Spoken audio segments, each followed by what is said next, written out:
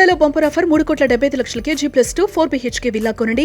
నెలకు 1,00,000 rent guarantee. Terms and conditions apply. భారతదేశం మాత్రం ఇదే ఇరాన్కి సంబంధించినటువంటి వార్షిప్కి ఇక్కడ ఆశ్రయం కల్పించింది. కొచ్చిలో ఉన్నటువంటి మన అరేబియా సముద్ర జలాల్లో కూడా అక్కడ ఆ షిప్ని అక్కడ పెట్టడానికి ఒక అవకాశం కల్పించింది. అక్కడ ఉన్నటువంటి సిపాయిల్ని ఎవరైతే మిలిటరీ ఫోర్సెస్ ఉన్నాయో వాళ్ళకు కూడా కాస్త విడిదిని కూడా ఏర్పాటు చేసినటువంటి పరిస్థితి. కాబట్టి భారతదేశం ధైర్యంగా నిర్ణయం తీసుకుంది అనుకోవచ్చా?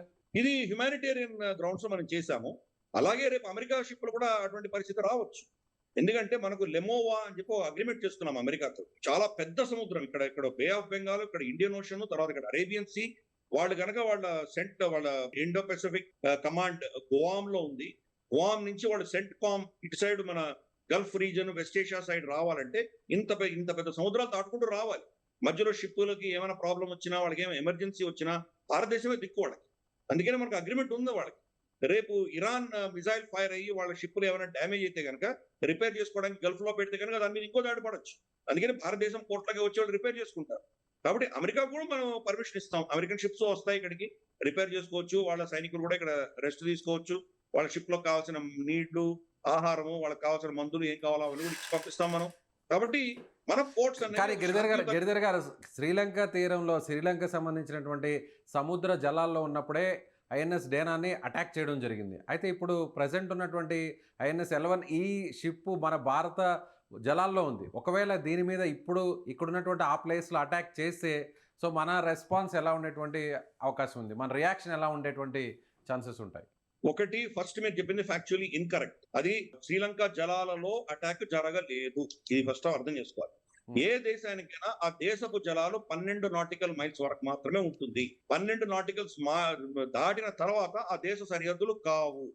200 నాటికల్ మైల్స్ వరకు ఎక్స్క్లూజివ్ ఎకనామిక్ జోన్ అని ఉంటుంది.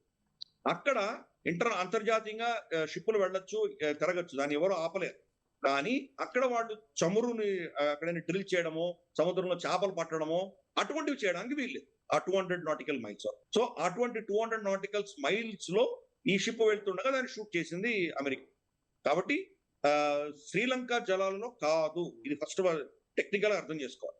రెండవది, మన దేశంలో ఈరోజు ఆల్రెడీ శరణు తీసుకొని వచ్చారు కాబట్టి మన దగ్గర ఉన్న వాళ్ళని రక్షించే బాధ్యత మనకు ఉన్నది.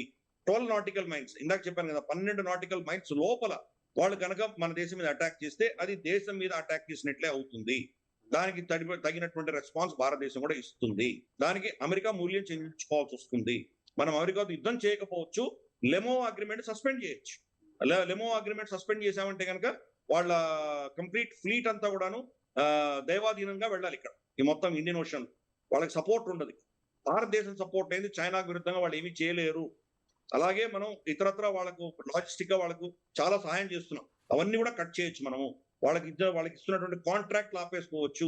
ఫర్ ఇన్స్టెన్స్ మనము PL-8EI అన్నది మనం బోయింగ్ కంపెనీలో 6 విమానాలు ఆర్డర్ ఇచ్చాం. సబ్మరీన్ హంటర్స్, చాలా పెద్ద ఆర్డర్. ఇంత పెద్ద ఆర్డర్ వాళ్ళకి ఎక్కడి నుంచి రాదు. ఇస్తే చేస్తే కూస్తే చైనా ఇవ్వాలి. చైనాకి వీళ్ళు టెక్నాలజీ ఇవ్వరు. చైనా మినహాయిస్తే కనుక ఏ దేశం కూడా అంతంత కాంట్రాక్ట్ ఇచ్చే శక్తి లేదు. భారతదేశం ఆ కాంట్రాక్ట్ క్యాన్సిల్ చేసి రేపు ఎయిర్ బస్ కి ఇచ్చుకోవచ్చు, ఇంకెవరికైనా ఇచ్చుకోవచ్చు, లేదా ఎంబ్రార్ కి ఇచ్చుకోవచ్చు, బ్రెజిల్ ఎంబ్రార్ కి ఇచ్చుకోవచ్చు. కాబట్టి మన దగ్గర కూడా లీవర్స్ ఉన్నాయి. చాలా మనం కూడా అమెరికానికి వ్యతిరేకంగా చాలా చేయొచ్చు. ఈ క్వాడ్ కి సంబంధించి మనం వాళ్ళతో కోఆపరేట్ చేయకపోవచ్చు. కాబట్టి అప్పుడు అమెరికా ఇబ్బందులు పడుతుంది. అమెరికా ఈరోజు అంత పెద్ద శక్తివంతమైన దేశం ఏం కాదు. అమెరికా శక్తి ఎక్కడి నుంచి వస్తుందంటే వాళ్ళ కూటములు, వాళ్ళు ఎవరెవరితోటి లాజిస్టిక్స్ పెట్టుకున్నారో వాళ్ళ ఆధారంగా, వాళ్ళ కోఆపరేషన్ ఆధారంగానే వాళ్ళు యుద్ధం చేయగలుగుతున్నారు. వాళ్ళకు కోఆపరేషన్ లేకపోతే కనుక వాళ్ళ శక్తి క్షీణిస్తుంది. కాబట్టి ఈ ప్రాంతంలో ఇండియన్ ఓషన్ లో బాగా శక్తి ఉన్నటువంటి ప్రభావితంగా ఉన్నటువంటి శక్తి ఏదైనా ఉందంటే భారతదేశమే. భారతదేశాన్ని ఇగ్నోర్ చేసి అమెరికా మనతోటి కయ్యానికి కాలు రూవి వాళ్ళు ఈ ప్రాంతంలో వాళ్ళు సురక్షితంగా ఉండలేరు. అంటే మనం వాళ్ళకి యుద్ధం చేస్తామని నేను అనట్లేదు. మనకు లీవర్స్ ఉన్నాయి. అమెరికాని చాలా అంశాలు మనం కట్ చేసుకుంటూ వెళ్ళిపోతాం. అది వాళ్ళకి చాలా దెబ్బ తగ్గుతుంది. డొనాల్డ్ ట్రంప్ మన మీద టారిఫ్ యుద్ధం ఇంత భయంకరంగా చేస్తున్నా కానీ కూడా పెంటగన్ మనతో చాలా ఫ్రెండ్షిప్ మెయింటైన్ చేస్తుంది. ఇద్దరు కలిసి యుద్ధాన్యాసాలు చేశాం. ఈ టారిఫ్లు ఉండగానే రాజ్నాథ్ సింగ్ గారు, పీట్ హెగ్జిత్ ఇద్దరు కలిసి మన స్ట్రాటజిక్ డిఫెన్స్ కోఆపరేషన్ ని 10 సంవత్సరాలు పొడిగిస్తూ సంతకాలు పెట్టాము. కాబట్టి మన ఇద్దరు ఆ డిఫెన్స్ కోఆపరేషన్ లో చాలా పటిష్టంగా ఉంది. కాబట్టి అమెరికా అటువంటి పిచ్చి పని చేస్తుందని నేను అనుకోను. వాళ్ళు అది భారత సరిహద్దుల్లో వచ్చి కొడితే కనుక వాళ్ళకి ఎటువంటి రిపర్కషన్స్ ఉంటాయో వాళ్ళకి తెలుసు. కాబట్టి అటువంటి తప్పిదం చేయరు వాళ్ళు. కాబట్టి చూద్దాం రాబోయే రోజుల్లో అమెరికా కనుక ఇటువంటి ఇన్ఫాక్ట్ ఇదే మనకు విశాఖపట్నంలో ఇంటర్నేషనల్ ఫ్లీట్ రివ్యూకి వచ్చినటువంటి ఒక మిత్ర దేశంగా వచ్చినటువంటి షిప్ ని అఫ్ కోర్స్ ఇంటర్నేషనల్ వాటర్ లో షూట్ చేశారు. కానీ అది కూడా మనకు ఒక విధమైనటువంటి అవమానమే. మనకు దాని మీద సంబంధం లేదు, లీగల్ గా మనకు ఎటువంటి సంబంధం లేకపోయినా కానీ కూడా ఇది మనకు ఒక విధమైనటువంటి దుఃఖం కలిగించింది తప్పకుండా. వాళ్ళు మన వీధుల్లో, విశాఖపట్నం వీధుల్లో, నేనున్నది విశాఖపట్నం దగ్గరే ఉన్నాను, భీమిలిపట్నంలో ఉన్నాను.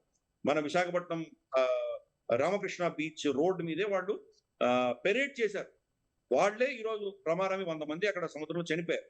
ఒక జస్ట్ 2-3 వారాల క్రితం మన దేశంలో ఉన్నటువంటి మన గెస్ట్స్ వాళ్ళు. కాబట్టి మనకు ఒక విధమైనటువంటి నిరాశ, ఒక విధమైన దుఃఖం తప్పకుండా ఉన్నది. ఇంతకు మించి వాళ్ళు భారత సరిహద్దుల్లోకి వచ్చి, భారత జలాలలోకి వచ్చి కొట్టేటువంటి పరిస్థితి అమెరికా చేయలేదు. ఆ కెపాసిటీ అమెరికాకు లేదు. మన కెపాసిటీని చూసి వాళ్ళు గౌరవించక తప్పదు. అటువంటిది ఏమైనా చేస్తే దాని రిపర్కషన్స్, దాని మూల్యం అమెరికా చెల్లించుకోక తప్పదు. Right sir, thank you so much.